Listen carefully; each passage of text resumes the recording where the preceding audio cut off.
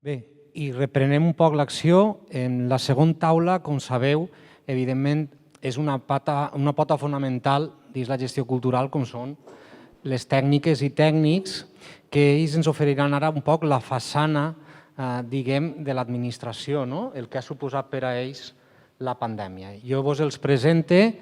En primer lloc tenim a Xavier Hortolà, que és tècnic de cultura de Pedreguer. Després tenim a Vicent Buigues, que és el tècnic de joventut i responsable d'espais expositius de Xàbia. Després tenim a Maribel Font, que és la tècnica de cultura de Dénia. A Sílvia Morató, que és la tècnica de cultura de l'Ajuntament de Calp.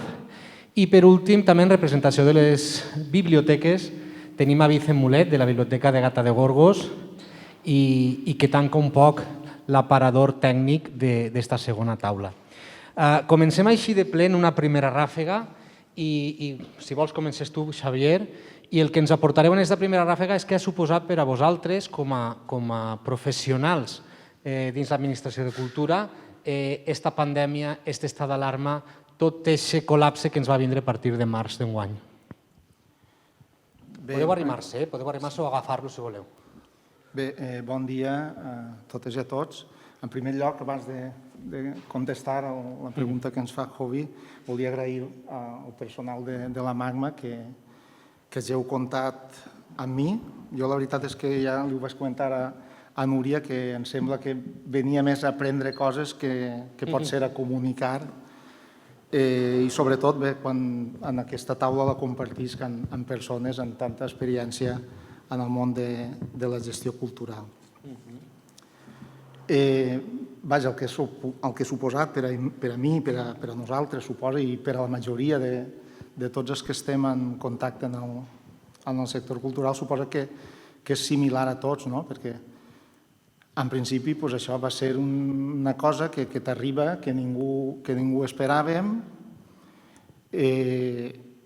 i això es feia molt complicat, una situació nova. Suposa que cadascú ho va encaixar d'una manera en funció de la personalitat de cadascú, però també dels mitjans que tenim cadascú per a reaccionar. N'hi ha hagut persones que som més d'una generació digital, que no com jo, que soc més d'una generació analògica i que potser no teníem uns recursos a l'abast de la mà per a reaccionar ràpidament, com sí que hi ha hagut gent que ho ha fet, com s'ha demostrat a la taula anterior. Però nosaltres, en tot cas, el que vam fer és intentar afrontar la situació sobretot amb optimisme, perquè jo crec que per a resoldre problemes, per a funcionar bé en tots els àmbits de la vida, no només en el cultural, hem d'afrontar les coses amb optimisme per assolir un poc l'èxit. Nosaltres, en principi, va ser igual que quan es va cremar Notre Dame, vull dir, tot el món volia reconstruir ràpidament Notre Dame, no volíem tindre una Notre Dame en vídeo, que està molt bé, i en aquest sentit sempre hem treballat per a continuar programant tan prompte com poguera ser possible. De fet, nosaltres hem continuat tots els mesos d'aquest estat d'alarma i de la pandèmia. Hem continuat fent la nostra cartelleria, programant com si realment allò hagués de durar 15 dies i que havíem de poder programar. Evidentment, posàvem el rètol aquell que la programació estava a expenses del que dictaren les autoritats sanitàries. I bé, a mesura que anaven transcorregant els dies, veiem que evidentment que això era molt complicat, però bé, tot i això, tampoc preteníem fer una cursa de ser primer que ningú. El que hem pretès sempre és, si avui podíem programar, no esperar a demà, sempre, evidentment, complint totes les mesures que calia, totes les mesures que es dictaven des del Ministeri de Sanitat. De fet, el 30 de maig en plena fase de desescalada, crec que estàvem en la segona fase, si no recorde mal. Nosaltres vam donar llum verda ja a un concert que no es va poder realitzar perquè, evidentment, també els músics, en aquest cas eren músics, també havien tingut les seues dificultats. Un era d'ací, l'altre d'allà, no s'havien pogut veure i no havien pogut assajar per a dur a terme el concert. Aleshores, era una situació que tots havíem de ser comprensius. Evidentment, nosaltres vam cancel·lar el concert sense cap problema. De fet, ja s'ha reprogramat i ja s'ha fet el concert el setembre passat. I una setmana després teníem el Festival de Jazz. Concretament, tenim el gust de tindre així alguns dels músics que van participar i gràcies al seu esforç vam poder programar ja el 5 de juny el Festival de Jazz. Algú m'ha dit que han sigut dels primers pobles al País Valencià. Jo no sé si és veritat, tampoc aquest era el nostre objectiu.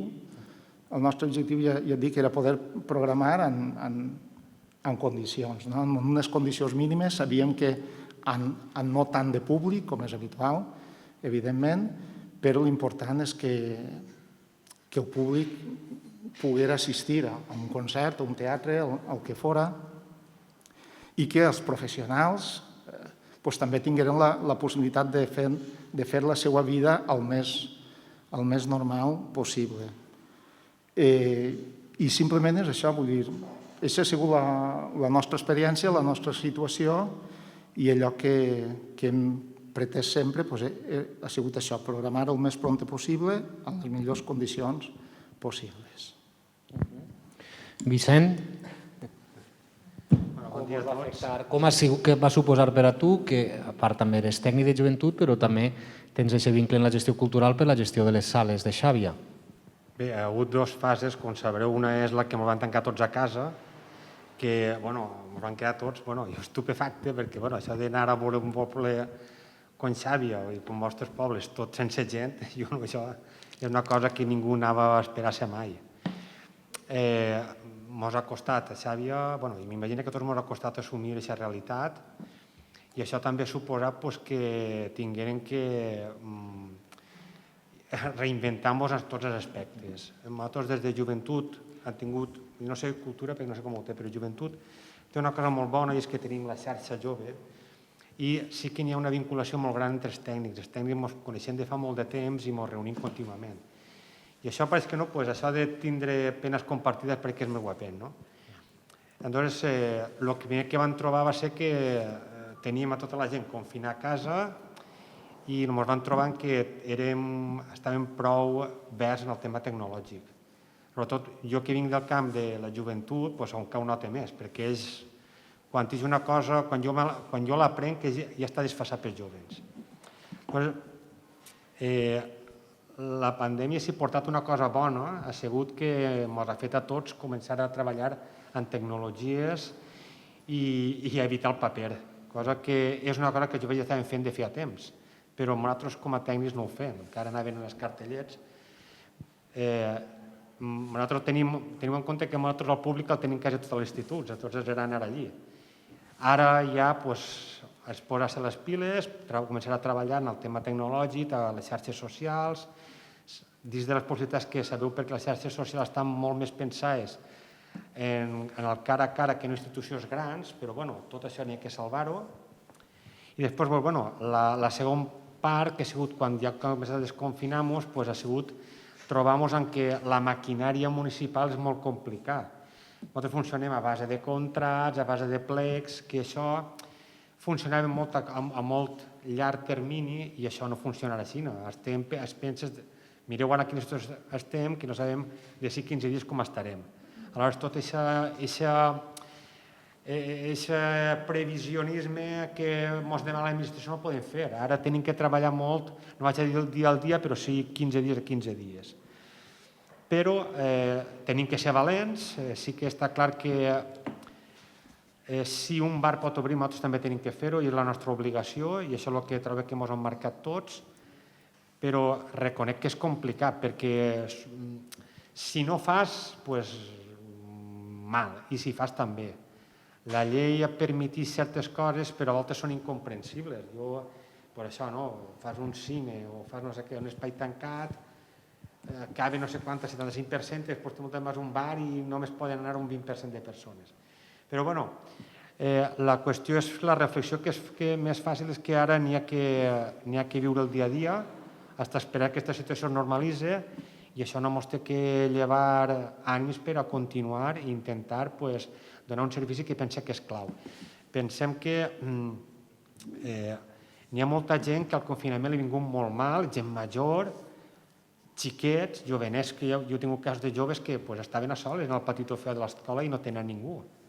Famílies confinades, entonces, aquesta escapatòria, la veritat és que en aquesta primera part va haver molt d'oferta, perquè si vau veure es va omplir totes les xarxes socials, des de gent que feia gimnàsia, fins a teatres, la cultura, el món de la cultura gratuïtament es va volcar, es van posar pel·lícules, això és una cosa que mai ningú agrairà, pel·lícules de baes, inclús còmics, llibres.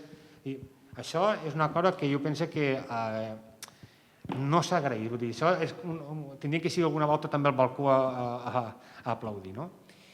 I després la segona part, que és la que estem ara, és la que hem de continuar, perquè joves, gent major, necessita també la part d'oci que li fa falta, perquè el més trist és que cada volta que la notícia només és morts i la situació que n'hi ha. I jo penso que dins de les mesures que està marcant-nos el govern n'hi ha que intentar continuar programant i sempre pensant que l'usuari té que estar en les millors condicions possibles.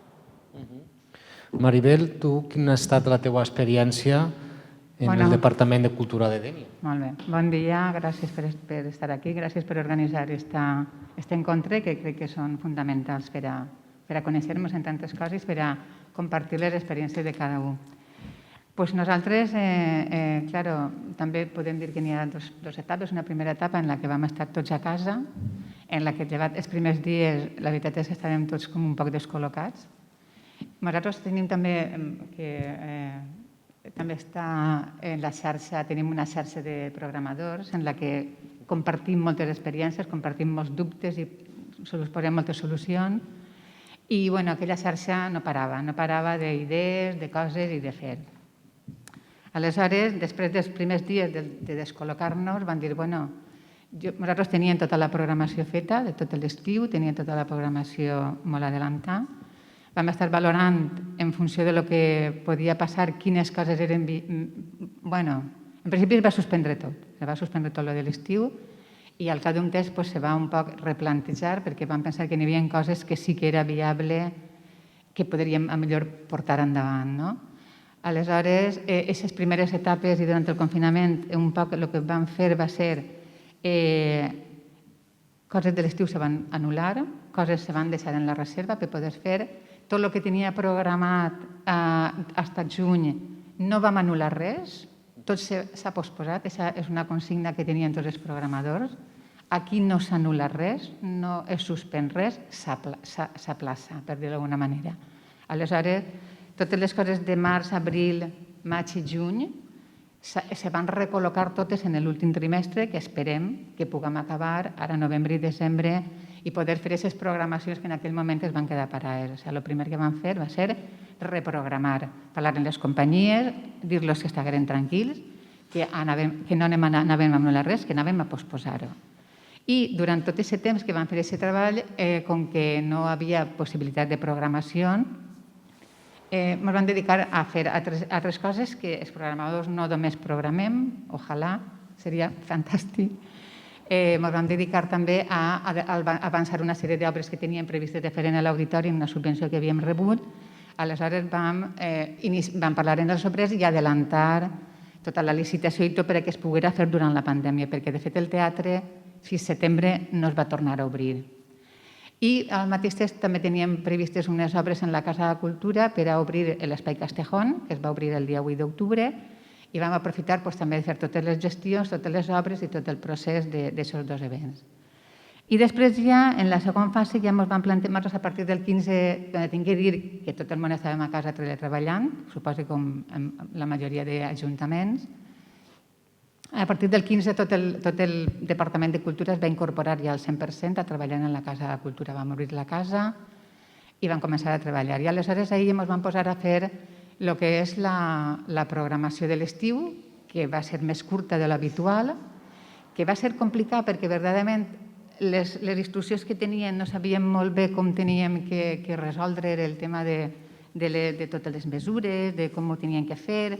I en l'administració hi ha molt de treballador, però aquestes coses potser no estan clares, no saps per com tens que acudir. Això és una cosa que a nosaltres ens va passar.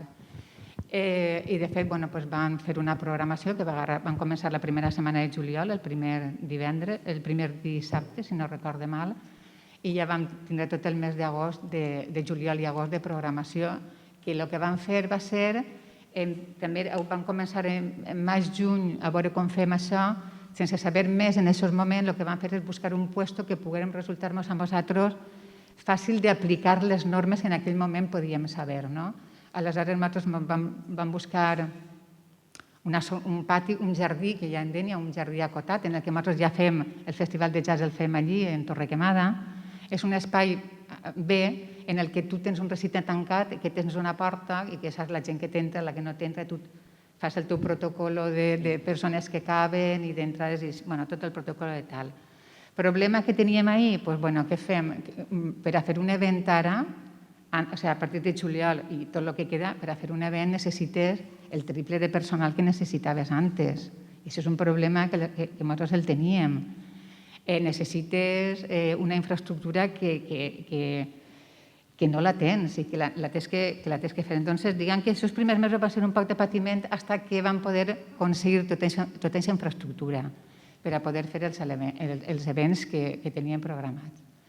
Aleshores, el que sí que puc dir és que per part de la Regidoria de Cultura de l'Ajuntament de Dénia, i pense que de la immensa majoria de tots els companys del País Valencià, tenim un compromís, perquè jo també tinc que dir aquí que la cultura no està considerada a ningú nivell, no està considerada ni de primera, ni de segona, ni de tercera necessitat.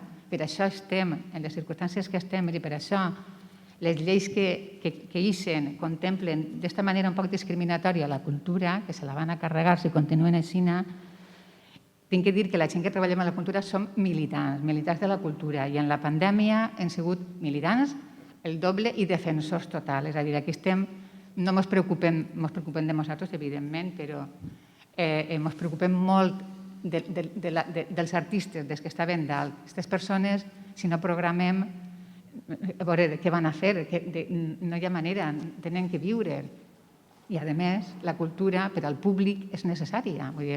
Nosaltres, de fet, estem treballant en l'aforo del teatre en el 50% d'aforo que hi ha i pràcticament l'omplim. Vull dir, més o menys tenim un públic que no ha deixat de vindre. El públic que de veritat està interessat als events que habitualment fa, aquesta gent està, ho necessita i està ahí. I tens que fer, és així. Res, simplement volia deixar constància que, com ha dit el company de Xàbia, treballar en una administració no és àgil, per a fer totes les coses necessites primer, que el nostre departament necessiten de molts departaments, depens de molta gent per a poder funcionar. I segon, que és lenta l'administració, no és ràpida, en la qual fer un event és molt costós, físicament i emocionalment, perquè emocionalment és la responsabilitat de que tens que fer-ho bé, que estàvem parlant de tens que fer-ho bé perquè eres l'administració i t'estan mirant en lupa. Tens que fer-ho perfecte, no té que ser ningú fallo. Entonces, és un patiment per part del gestor, jo penso que tots pensen el mateix, físic, perquè requereix molt més de treball, i psicològic i emocionalment perquè estàs molt preocupat per que tot isca bé. Jo no diria res més, passi la paraula. Sílvia, per a que ens parli un poc de com ha anat en la Regidoria de Cultura de Calp la gestió i l'impacte de la pandèmia. Bueno, primero agradecer al Ayuntamiento de Rafael de Almunia y al MAGMA la organización de estas jornadas, y luego también estoy de acuerdo en muchas cosas, bueno, casi todas las que ha dicho Maribel. Yo distinguiría en esta época que desde marzo, bueno, tres etapas, ¿no? La primera etapa es cuando estábamos en casa, cuando pasó esto y tuvimos que quedarnos en casa. claro, hubo un momento de ¿qué hacemos?, ¿no? O sea, ahí teníamos ya programado casi todas las actividades de todo el año de teatro infantil y bueno, teníamos que darles soluciones porque teníamos la programación de marzo, ya les habíamos dicho que bueno, que no se podía hacer, pero que no suspenderíamos, sino que, como ha dicho Maribel, aplazaríamos. Y claro, esperábamos, íbamos un poco actuando cada mes, ¿no? Porque no sabíamos qué es lo que pasaba y qué es lo que teníamos que hacer. Entonces llamamos a las compañías como mes a mes. Mira, no va a poder ser, pero buscaremos otra fecha en cuanto podamos y así, ¿no? Luego también intentamos estar presentes en las redes sociales porque entendíamos que bueno, no podíamos estar ahí sin decir nada. Y entonces lo que hicimos fue programar actividades en las redes, pues como no eran actividades programadas por nosotros, sino que enviábamos a la gente, pues no sé, pues si quería visitar el museo, no sé, de Thyssen, o querían ver una obra de teatro, o querían ir a la biblioteca y seleccionar una lectura que puedes seleccionar de forma online. Y bueno, y también intentábamos buscar qué tipo de actividad podíamos hacer en las redes sociales. Bueno, yo no tengo redes sociales. No sé si vosotros, la mayoría de nosotros no, por lo menos yo no sé mucho de redes sociales. Entonces, lo que intentamos fue programar cosas en las redes, pero claro, también teníamos que ver la legislación de ese tipo de cuando programábamos en las redes, qué tipo de legislación, si tenían que tener permisos de imagen, si tenían que tal, todos aquellos permisos que eran convenientes para poder hacerlo. Entonces, claro, pues eso, la administración no es tan rápida para las contestaciones y pues era complicado, pero bueno, eso se solucionó y ya poco a poco vamos en camino para poder programar estas actividades. Luego llegó junio y seguíamos sin saber qué hacer, porque claro, las actividades en la calle, había salido ya el decreto creo, en marzo, y ahí, claro, hablaba de protocolo, que cada actividad tenía que tener un protocolo. O sea, nosotros no sabíamos qué significaba tener un protocolo. Previamente, la Red Española de Teatro había hecho una reunión con todos los programadores, donde Calpe es asociado a la Red Española de Teatros, y estaban preparando un protocolo para poder ver las formas de actuar o desde cuando llegaba la compañía al auditorio, bueno, todo el típico paso a paso de lo que teníamos que hacer. Entonces, la Concejalía de Cultura le solicitó al Ayuntamiento si podíamos realizar un protocolo específico para cultura para todos aquellos eventos, porque claro, nosotros no sabíamos si eso se tenía que pedir aparte, si lo tenía que pedir a un protocolo específico. Y bueno, ya tenemos protocolo y el protocolo es tremendo, porque claro, nosotros ese protocolo lo tenemos que seguir paso a paso y luego también exigir a las compañías que vengan que también tengan su propio protocolo. También la hora no sé, que si le tomas la temperatura, de quién le tiene que tomar la temperatura, si es legal que te la pueda tomar la temperatura un administrativo, si la tiene que tomar un sanitario. Bueno, tuvimos que pensar en cada actividad y su protocolo, o sea, desde nuestros propios trabajadores, desde el acceso de las compañías, quién da el gel, si tienes que tener mascarillas, pues como lo tenéis aquí, que lo tenéis muy bien montado, o sea, porque esas cosas yo me fijo, porque claro, estamos todo el día viendo si tenemos que dejar una mascarilla por si acaso se rompe una y que si el alcohol, que si todo. Y entonces es complicado programar así. Cuando llegó junio, teníamos por una parte que programar más actividades, pero claro, en ese momento no teníamos protocolo. Y lo que hicimos fue hacer un proyecto que se llamaba Art al Balcó, y subimos a un montón de músicos a diferentes balcones del municipio, que los propietarios de los balcones estaban encantados de participar y la verdad que fue muy emotivo y quieren que el año que viene lo hagamos otra vez. Y luego teníamos el cine en la playa, que Maribel y yo estuvimos hablando mucho sobre qué hacíamos con el cine en la playa, porque claro, tenías que controlar el aforo, que si cogías el nombre, que cogías el apellido, cómo íbamos a controlar el aforo de la playa. Claro, porque también es un espacio que ahí el ayuntamiento no interviene, ya no es la playa nuestra, es de la Generalitat y de Costas, y fue muy complicado. Total que cambiamos la ubicación del cine Malamar. Y bueno, y ahora seguimos programando, pero nos hemos encontrado con un problema de ventilación en el auditorio y tenemos que hacer unas obras porque es importante la ventilación para poder realizar actos y actividades y que no nos pase nada. Y lo hacemos ahora, las actividades que hacemos las hacemos en el Saló Blau, que es una sala muy pequeña de 126 butacas. Con la reducción del aforo del 75%, se nos quedan 94, y ahora hemos hecho otra nueva reducción con las recomendaciones de la Generalitat, que se nos ha quedado a 36 butacas en este salón tan pequeño.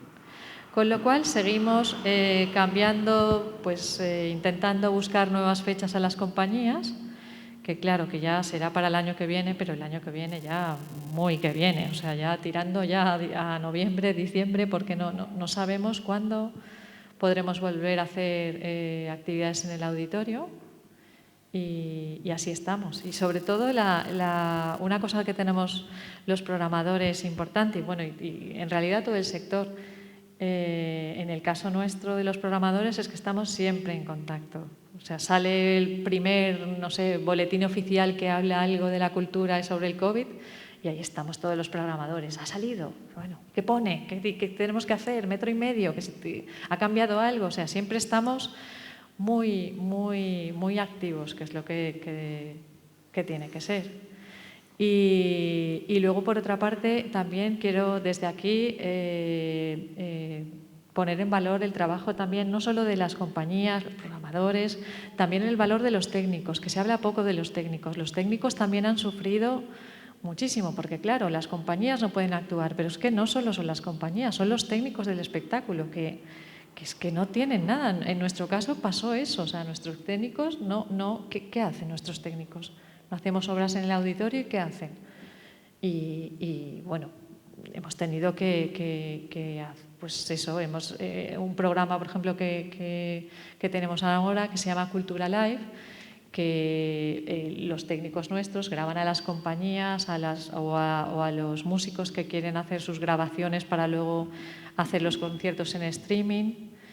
Y bueno, un poco poner en valor a todo nuestro sector, la verdad. I ja està. Gràcies, Sílvia. I ara passem a Vicent i ens dones un poc la perspectiva de les biblioteques, que també la lectura, evidentment, es donava com una de les eixides al pensament i a l'alleugiment, però com ha sigut l'experiència de la pandèmia per al Castell, la Biblioteca de Gata?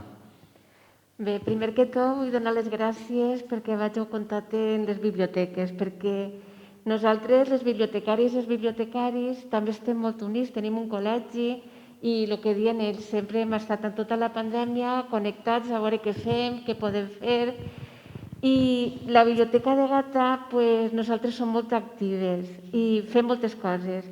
Al tancar la biblioteca ens vam pensar, i ara què fem? La gent necessita llegir. La gent necessita el que venia a fer així a la biblioteca. I van començar a utilitzar les xarxes socials. Nosaltres tenim un Facebook molt actiu de la biblioteca i d'ahir vam fer moltes activitats.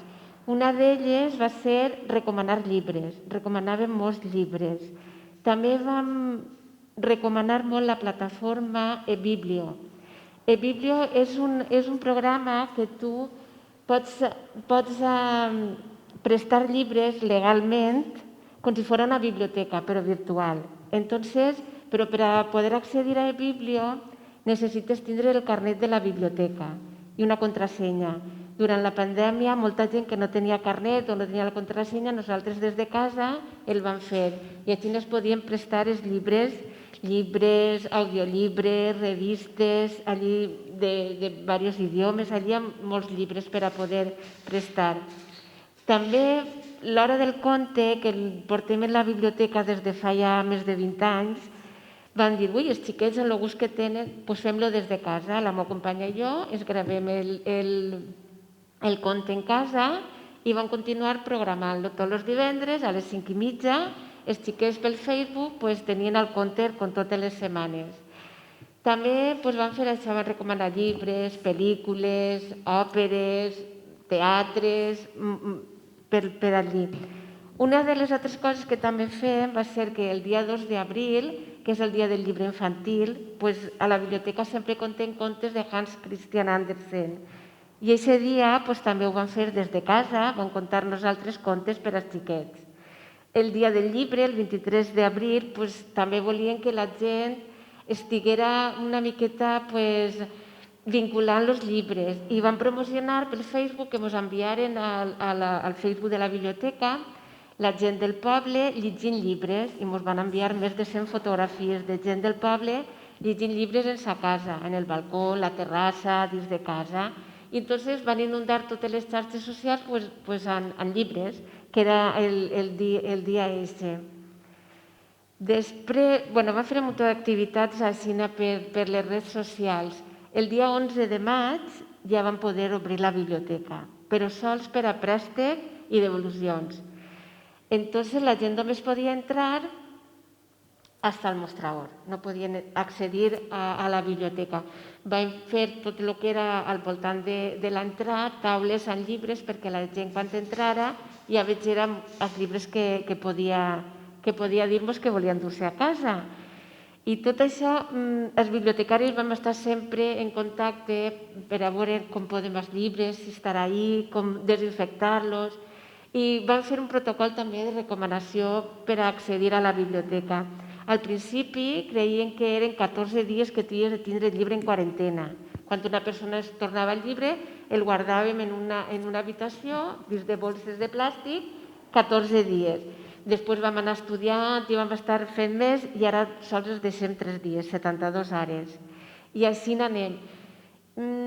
Jo no vull donar part perquè la biblioteca és un lloc segur. Jo pregunto als meus usuaris dia a dia, es trobeu a segura? Sí, i ens diuen que sí. Estan allí, entren, es posen el gel, si es queden a estudiar o a llegir allà dins es posen la temperatura, es prenem el nom, les taules tenim la distància d'1,5 metres, finestres obertes, tenim un lloc el més segur que pot ser i anem fent cosetes, no hem parat. Doncs molt bé, ens heu donat una impressió general de com heu portat a nivell tècnic tota la pandèmia. I ara la pregunta és un poc com la que fèiem els professionals de la cultura, en aquest cas des del punt vostre de la gestió i l'administració. A l'haver este paró que va haver radical en març i aquest cessament de l'activitat, ens va fer reflexionar un poc a tots sobre quin és el paper de les programacions culturals. Es dona voltes per fet que els pobles tenen activitats, que els pobles tenen... La pregunta que jo us faig també ara oberta és això. Creieu que hi ha una valoració per part dels ciutadans, dels consumidors, dels habitants de cada poble, de la consciència de què és una programació cultural? Hi ha una valoració d'això i sobretot ara que s'ha hagut d'interrompre, que és quan molta gent diu és que no es fa res. Creieu que això ha contribuït a que es valore o creieu que no hi ha una consciència del que és la programació cultural, és a dir, que l'administració té cultura? A veure, jo... A veure, no sé com dir. L'usuari de la cultura estava ansiós. És un client que tu ja tens. Que el resto de la ciutadania que no està per la cultura o que és un tema tangencial No ho tinc clar. No ho tinc clar, sí que pense que no. Pense que no. És que jo crec que la cultura partim d'una situació en la que en aquest país, des de fa molts anys, jo crec que no es pren en sèrio.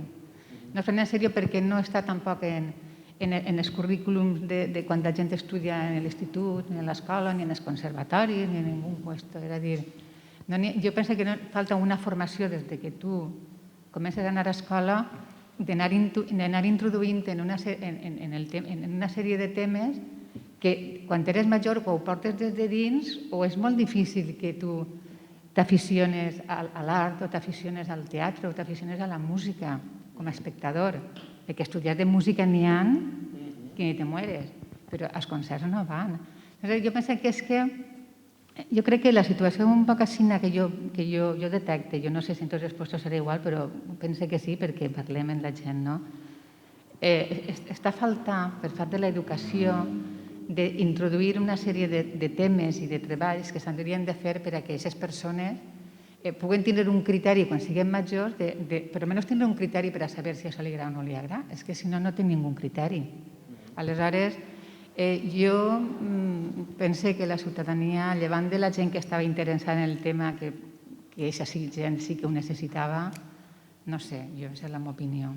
Hombre, tenemos un público fijo, ese no nos deja y no nos abandona. O sea, el público que viene siempre, ese, bueno, estaba encantado de que tuviéramos algo de actividad, porque tampoco podíamos tener mucha. Pero vamos, tampoco, bueno, los jóvenes, pues es mucho más difícil porque ellos tienen sus propias actividades que a veces coinciden con las nuestras y a veces no. Pero bueno, tenemos un público fiel, Maribel, no hay que... No, però la pregunta era... Si n'hi ha una valoració, és perquè... Sí, la valoració de la gent que és fidel o que li agrada la cultura, aquesta gent, és així està. Que a nivell general, a veure, també a nivell general jo sé de gent que no li interessa la cultura, però que veure els cartells de la cultura li agrada. Això és cert, perquè com que li dona prestància a la ciutat, diu, ui, este poble encara que no vagin. Això també m'ho ha comentat algú. Però, bueno, és com tindre com un escapat en què, bueno, en aquesta ciutat també es fan coses culturals, no només mengem o només bevem.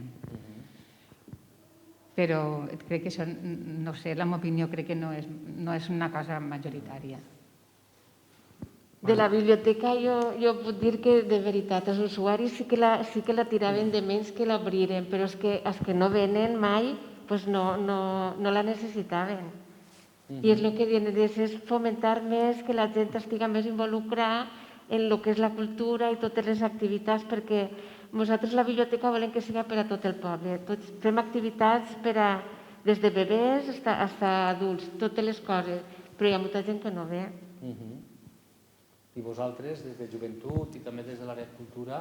Home, anem a veure, la germana major de les masses, que és festes, tots ho han notat.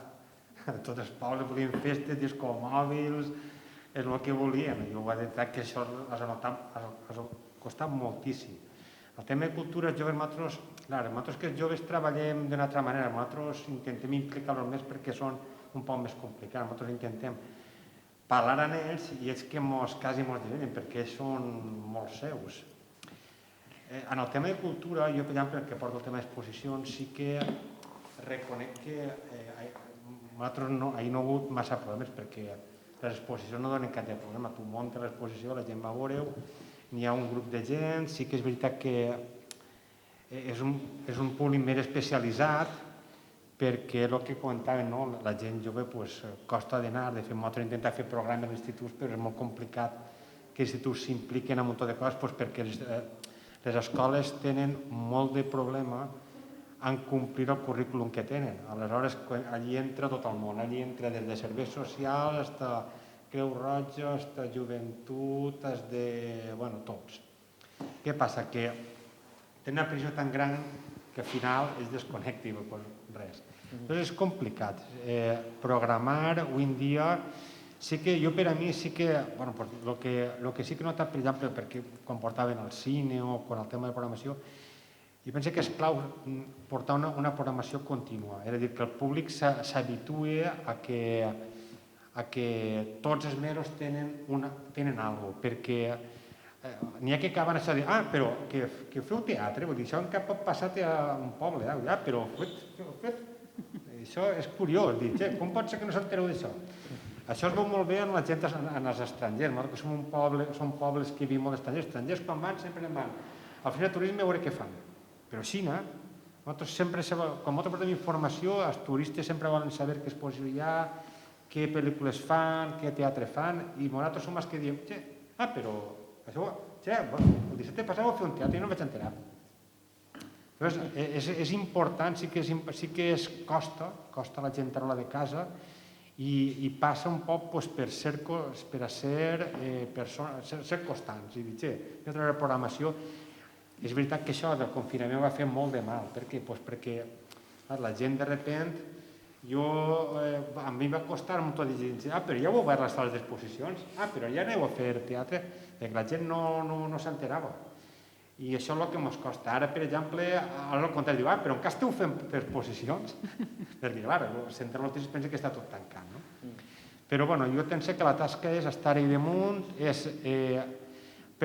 una cosa n'hi ha dos camins. Un és que nosaltres hem d'oferir una programació i l'altre és escoltar el que volen, perquè nosaltres la joventut és clau, és a veure els joves que volen, perquè si faig el que jo vull vaig a enganyar més segur. Bé, quan parlem de públic sempre és complicat perquè som molt heterogenis.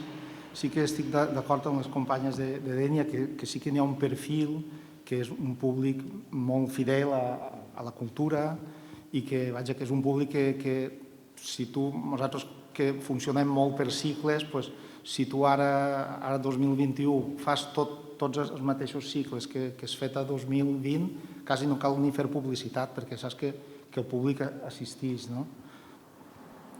Després també estan aquelles persones que acaben la feina, arriben a casa i no volen saber absolutament res més. Després també està aquell públic que, tot i que no és un públic massa habitual, però sí que és un públic que esporàdicament assisteix a les activitats, si tu paraves de programar et dirien què passa que no es programa. De la mateixa manera que de vegades programes alguna cosa i no assistís massa gent i en altres ocasions programes una cosa que no has tingut temps quasi ni a difondre-ho i te s'hi ompli. Aquestes coses passen i de vegades són estranyes. Una altra cosa és tot el que fa referència a cursos i tallers, perquè la veritat és que és un privilegi per a pobles xicotets, com són la majoria de la nostra comarca, que molta gent, sense eixir del poble, pugui estudiar teatre o pugui estudiar música o pugui fer un taller de ceràmica o el que siga. Vull dir, aquestes persones sí que ho han notat, perquè tenien una dinàmica i que de sobte es talla i evidentment és una manera de funcionar cada dia i que sí que ha produït això, vull dir que la gent diguera, caram, ara tenim això tancat, quan podrem reincorporar-nos? I en aquest sentit vull dir que la cultura està valorada, que era la pregunta.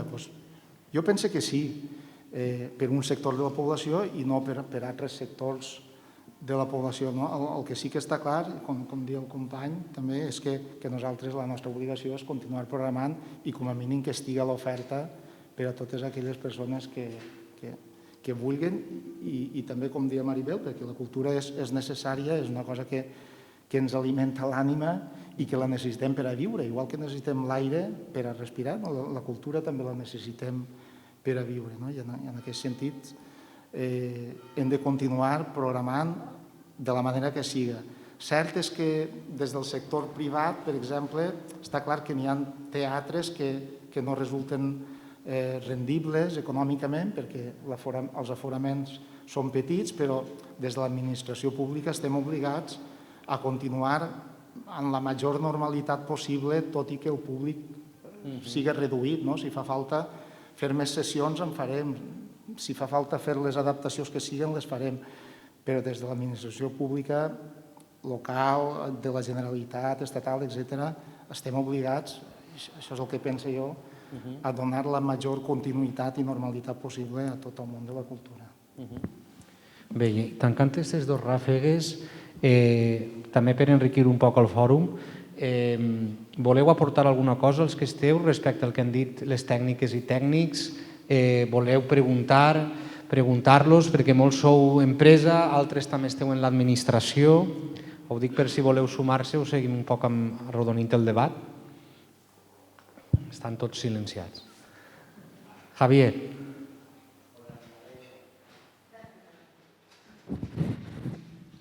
Tal vegada fer una aportació. Bon dia.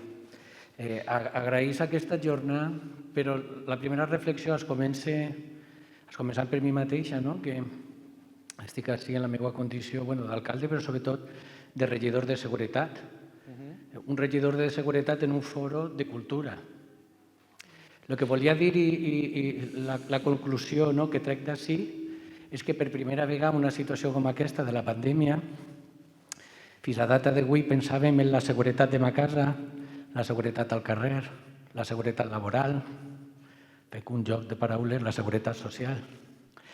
Però per primera vegada parlem de cultura segura, que trobo que fins a la data d'avui no havia vinculat aquesta doble terminologia, la cultura i la seguretat. La seguretat a la fi és la percepció que té un individu, un ciutadà, la percepció de por que té davant d'una determinada situació, context o circumstàncies. La meva seguretat o inseguretat depèn d'aquesta percepció de por. Estic d'acord en les paraules de la taula, per exemple, com Maribel, que han parlat de la ignorància que n'hi ha davant de la cultura i com consumir aquesta cultura. Tal vegada, efectivament, hem xafat molt el bar i no hem xafat molt el teatre. Ens hem preocupat de l'hostaleria, de quan puc anar, quan obri, quan tanquen, moltes cadires, l'aforo, però no m'he preocupat de pensar que, efectivament, es pot programar una cultura segura a la que anar. I és millor, probablement, que la joventut estiga en un recinte con una programació d'un ajuntament en el que te fan el control de temperatura, en què està desinfectat, en què t'estan obligant a mantenir la distància d'1,5 metres, en portar la mascareta, la desinfecció, que tal vegada estarà al carrer, a no se sap el grup de molta quantitat de gent a la que estàs, si portes la mascareta no la portes o has posat la mà si estava desinfectat ese puesto o no. Per tant, jo trobo que així el més important és traslladar això, de que la cultura és segura i que aquesta percepció de por desaparega per a que la gent torni a consumir cultura i que, efectivament, la Generalitat o el govern central aniran determinant quines són les mesures que n'hi ha que prendre, reduir aforos, augmentar-lo o prendre unes altres mesures i nosaltres aplicar-les. En cada moment de la desescalada o en cada moment com ara del rebrot, determinarem quines són les mesures i serem responsables per a que aquesta cultura siga segura. Per tant, això incidir que per primera vegada es posa damunt de la taula aquesta doble percepció de cultura i seguretat, que vagin de la mà, que fins a la data d'avui no anaven. És cert que hem fet grans concerts o focs artificials en què hem fet protocols de seguretat, però aquesta percepció no la tenia la gent. La gent no mirava si efectivament tu has comprovat moltes entrades, moltes eixides, si estan els extintors o no estan els extintors, però la gent no participava d'aquesta seguretat. Ara sí, participa prenent les mesures, com he dit, o de distància o de portar la mascareta. I per tant, ara mateix té una por davant de la pandèmia de com afrontar el consum de la cultura. I n'hi ha que incidir ja no tant, i que és necessari perquè mai en consumir la cultura no li hem donat la importància que cal, per supost, tenim que treballar en aquesta línia, però ara ho tenim que vincular també a dir, a llevar la por de consumir la cultura i, per tant, que la gent agrair, que participe, que vaya, que ompli els aforos, que la reclame, que la demane i que no cal insistir en estem en temps de pandèmia i, per tant, el primer que n'hi ha que borrar és la cultura. Tal vegada n'hi ha que llevar altres activitats que són menys segures probablement que la cultura. Aquesta era la meva reflexió o aportació que volia fer. Gràcies. Moltes gràcies, Javier. Alguna aportació més? Bé, per tant, tornem a la taula. Comentava, Javier, que també està des de l'administració, en aquest cas com a alcalde i regidor, sobre el concepte de cultura segura. Vosaltres quina planificació veieu ara a curt i llarg termini? Perquè ja hem vist que l'alarma és fins a maig. Com veieu els pròxims mesos quant a gestió cultural? Quins reptes se vos plantegen després de l'experiència adquirida? Yo creo que... Bueno. Si vol començar, nosaltres que en el tema de... El que estem intentant ara és encara treure tot fora, val? Perquè reconeixem que sempre és millor treure activitat fora, a més, estan fets uns dies que no ens els mereixem, i sí que estem inventant. I el que passa és que el que estem fent és ara, el tema de joventut, que tenim espais tancats, han ampliat els espais. El que està fent tot el món, no? Intentar agarrar més l'espai per a poder donar més joc a la programació, perquè és que si no...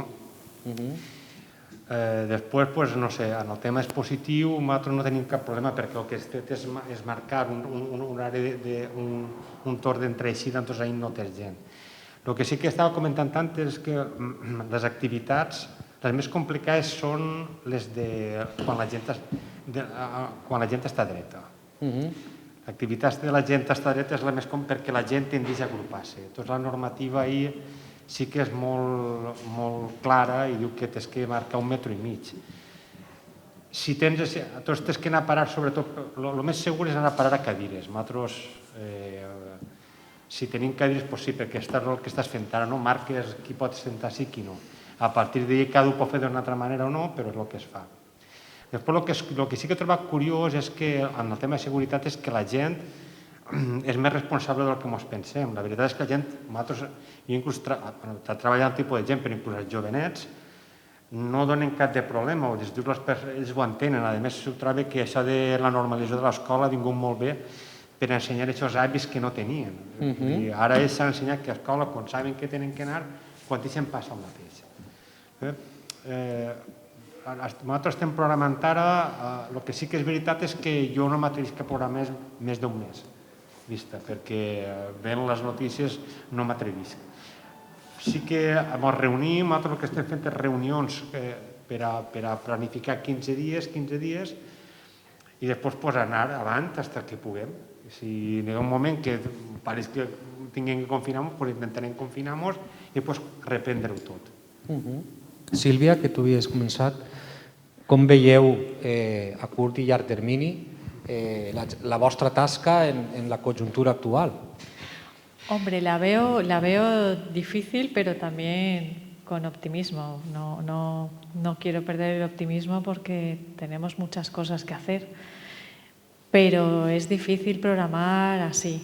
La verdad es que sí, porque por los espacios, por todo el protocolo que tiene, por la administración que es lenta, porque claro, para hacer una actividad, si la quieres hacer en la calle, que dices, bueno, hay ventilación, ahí la haremos mejor, pues nada, lo típico cuando organizamos un evento, pues las sillas, el escenario, todo esto está controlado, que añades ahora ya la seguridad de que estén desinfectadas las sillas, de todo, que esté todo bien. Pero claro, ya estás tanto en el tema económico también, porque organizar algo en la calle significa hacer unos gastos que no contabas, ¿no? Porque antes tú tenías tu propio escenario, lo ponías ahí y simplemente, pues si no tenías técnicos o no tenías infraestructura, la alquilabas o la ponías la que tienes, ¿no?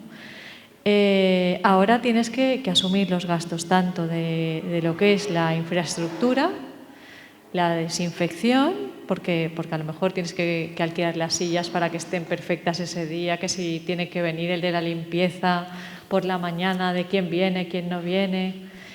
Y luego, pues eso, contratar un técnico de prevención que te haga un protocolo, que ya es el gasto, otra vez. Entonces, claro, todas las actividades que nosotros teníamos en el auditorio, por ejemplo, la banda, las bandas, nuestras bandas, pues hemos tenido que adaptar un poco también, pues en la calle, pues hay conciertos que hemos hecho desde el tren, o sea, un concierto y va el trenet por todo el municipio con la banda ahí tocando. La semana pasada también hicimos un concurso de arte al carrer y pusimos también a muchas asociaciones, pues yo qué sé, en la calle pues con 1,5 metros de distancia e intentando. Pero claro, nosotros ahora lo tenemos complicado porque nuestro espacio, el auditorio, ahí hay que hacer obra para que esté ventilado y el único espacio que tenemos es la sala pequeña, como he dicho antes. Y entonces pues intentaremos buscar actividades pequeñas y a largo plazo todas las compañías que teníamos contratadas intentar reubicarlas para el año que viene, pero siempre y cuando esto pues vaya mejor. Y luego, por otra parte, también intentar reinventarnos todos los días, o sea, porque ya digo, o sea, desde las redes sociales, desde grabar y sin público, hacer conciertos en streaming y que no haya público y no sé. Tenemos muchas cosas que hacer y que calentarnos mucho la cabeza, porque claro, no podemos dejar la cultura abandonada. I les biblioteques com es plantegeu a curt i a termini tota la gestió cultural? Sí, nosaltres ja dic que tenim una biblioteca segura, finestres obertes, la mascareta, la distància i també les activitats cada dia anem a veure com ho podem fer. Per exemple, ara estem en la campanya d'Espanta la por, que és per promocionar els mostres valencians i per a que els xiquets vinguin a la biblioteca a agafar llibres. Entonces, l'escola, que sempre venien, van dir que no podien vindre tots els grups a la biblioteca. Doncs què vam fer? L'altra bibliotecària i jo vam agarrar els nostres cartells dels mostres i vam anar a l'escola, al pati de l'escola, que tenen taules allà fora, i vam fer l'activitat allí. La veritat és que ha donat molt bon resultat perquè els xiquets sí que venen a agafar llibres per la vesprà. Han vist que sí, a quedar-se no. Antes tenien la biblioteca plena de gent i ara no. No, això sí que no poden dir. Veig gent però poca. A quedar-se allí poca.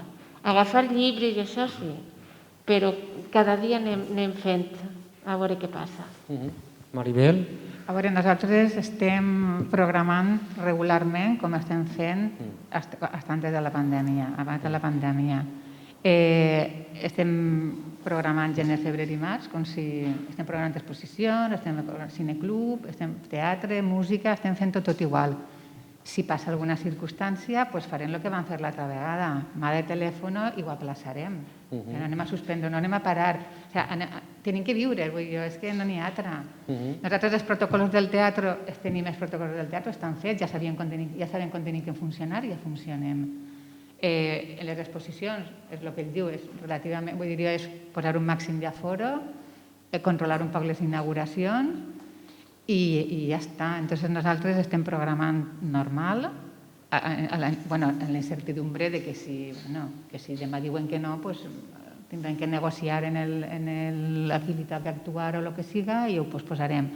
Però anem a intentar ser el més normal possible, estem intentant normalitzar la situació sempre que comptem en el recolzament que l'Ajuntament de Dénia ha contratat personal auxiliars que recolzen. Claro, si tu fas un event i has necessitat 2 persones i necessites 4, doncs les tens que tindre.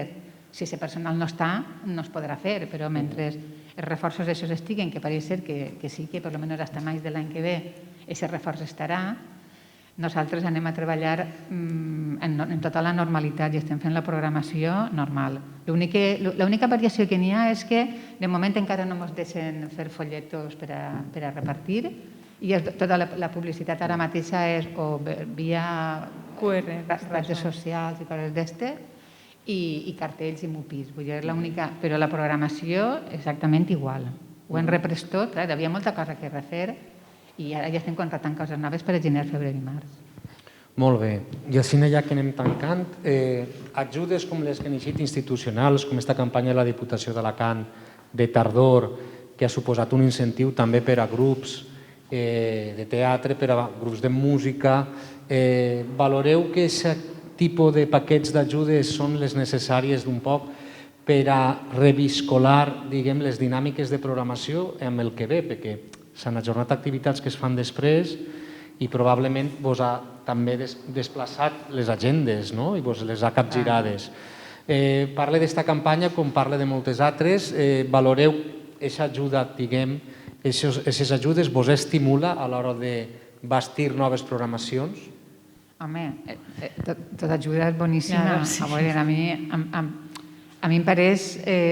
Jo crec que ha sigut una cosa com molt precipitada i tot molt així, necessitem poc més de temps per a poder treballar, però si l'administració... Està clar que l'administració és la que té que treure això endavant. Si no ho treu l'administració endavant, no ho treu ningú.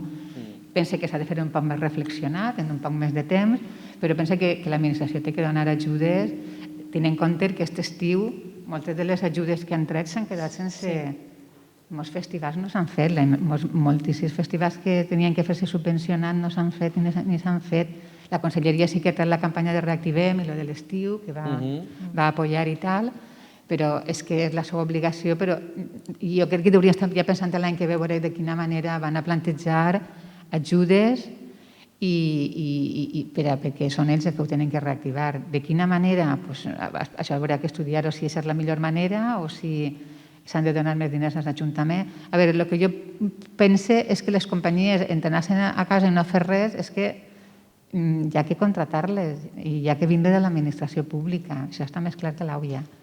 De quina manera? Bueno, això ho hauríem que mirar una miqueta més de tranquil·litat.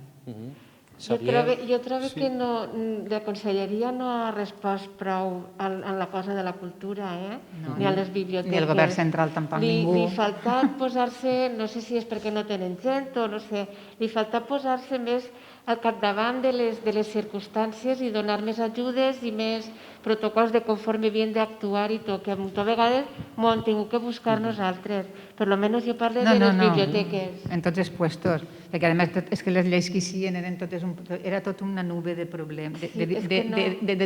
Com ho interpretem això? Això és així? Cada un que parlàvem en la xarxa que ho pensàvem una cosa. I ara què?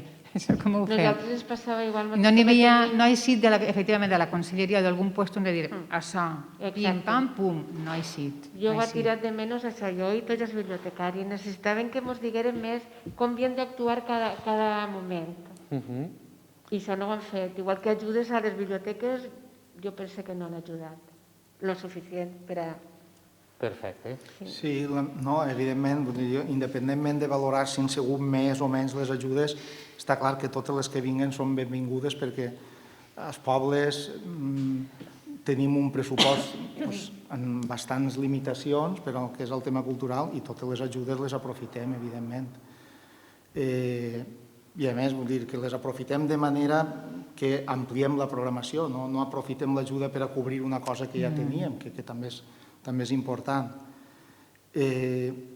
I un poquet enllaçant en la pregunta anterior que no he pogut participar, sí que voldria remarcar el que comentava Vicent, que un poquet l'èxit, tot l'èxit que puguem tindre en aquests temps de pandèmia, això, és cert que m'agradaria remarcar-ho que el públic ha tingut molt a veure, perquè han tingut clar des del primer moment com havien d'actuar en 4 pautes que donaves, les seguien totes, i clar, i això a voltes és complicat quan tens allò, el concert a dia curt i que s'han de seguir uns protocols, i la veritat és que si no ajuda al públic és complicat. I a banda també volia remarcar el tema de les associacions, que les associacions han sigut absolutament fonamentals, almenys en el nostre cas, perquè les associacions han vingut a suplir moltes mancances que nosaltres podíem tindre, perquè són molts recursos els que hem hagut de necessitar. De fet, ja anem bastant limitats i ara han sigut el doble de personal. A l'hora de procedir per a qualsevol activitat ha sigut tot molt complicat. Vosaltres ja ho heu vist en aquest acte que heu organitzat. I les associacions, com que tenen un volum important de recursos personals, perquè són la majoria tenen moltes persones, doncs la veritat és que han fet un paper importantíssim en aquest... Si ja el fan de per si, habitualment, en aquest moment ha sigut molt més remarcable i vaja, ha sigut un paper encomiable absolutament el de les associacions. Yo creo que estoy de acuerdo con lo que ha dicho Maribel y creo que también tendrían que haber, no sé si las compañías, ha salido alguna subvención para las compañías o porque han recibido un duro golpe. Porque claro, nosotros no podemos hacer la actividad y ellos tienen muchos sueldos que pagar y creo que tendrían que haber tenido más ayudas para las compañías y para todos los trabajadores que tienen. Pero claro, nosotros somos administración pública. Podemos decirles, no podemos llevar a cabo tu representación, la haremos dentro de un mes o cuando podamos.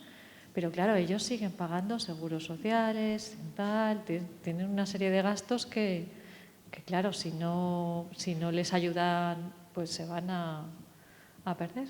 Claro. Doncs bé, jo crec que heu fet una bona exposició del que suposa la vostra situació a nivell professional en aquests moments.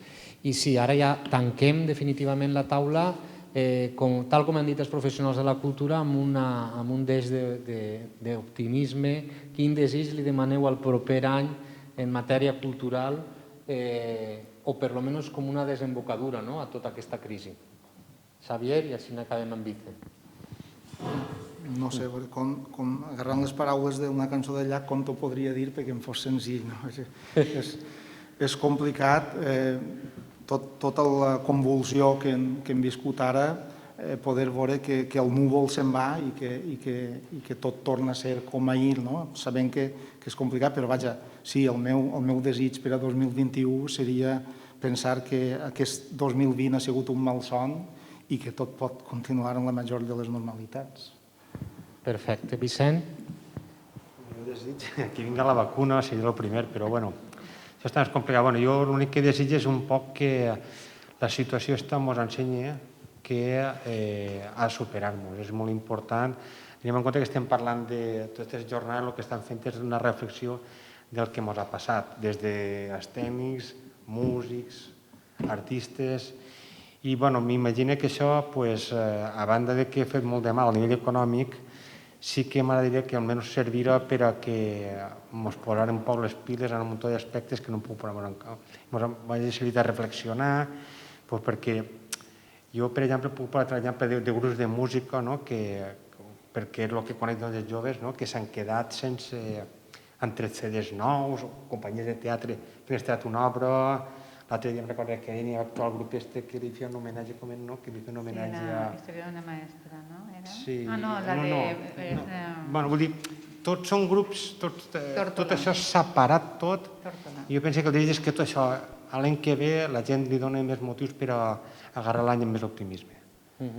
Maribel? Home, a mi per demanar vaig a demanar aprofitar esta coyuntura para que la cultura esperara el puesto que li correspon, que fuera un bé de primera necessitat, o sea, que fuera considerat, en la qual jo crec que no estaríem en unes circumstàncies tan precàries com estem, perquè quan ja venim d'una precarietat, això ja ho ha acabat de rematar. Si això estaria considerat com cal, jo penso que serien d'una altra manera. Hauria que començar a considerar-ho a tots els nivells, el primer mateix des del mateix Ajuntament. La regidoria de Cultura és com que, no sé, ahí estem. Això és el que m'agradaria. Sílvia. Hombre, yo me gustaría no perder la esperanza. Tenemos que tener esperanza y que... se ríe, pero sí, es verdad que no tenemos que perderla. Y bueno, este tiempo nos sirve para inventarnos también, inventar cosas y porque hay veces que nuestra vida de programador, como era antes, ya no es. O sea, y tenemos que cada día reinventar las cosas que hacíamos antes, porque antes llamabas, programabas, mira, pásame el contrato y tal, esto. Ahora ya, pues A lo mejor dentro de, yo qué sé, de unos días, que Dios no quiera, igual nos dicen, pues nada, a casa otra vez. Pero nosotros tendremos que seguir generando cultura y bueno, y espero no perder la esperanza, que la perdamos. Vicent. Pues jo vull dir que les biblioteques són molt necessàries per als pobles i vull que li donen la importància que deurien de tindre, que avui en dia encara falta una miqueta. En això perseverarem tots. Bé, així finalitza la segona taula rodona i sabeu que a les 4 continuem amb la taula de representants de les àrees de cultura i a les 5:30 amb la taula de facultatius i de metges i metgesses. Per tant, vos agraïm la vostra aportació. Creiem que era molt important posar en comú la vostra experiència amb la dels professionals de la cultura i dir que tot aquest projecte cristal·litza en els ordinadors que teniu fora i que Núria i Majo han estat presentant-vos en la bolsa de material. El projecte d'avui volien que fos això, una celebració un poc col·lectiva dels nostres recursos i de les infraestructures amb les que comptem. Per tant, aquesta primera pedreta seguirà amb les taules de la vesprada. Moltíssimes gràcies i ens veiem a les 4 de nou ací. Gracias a vosotros.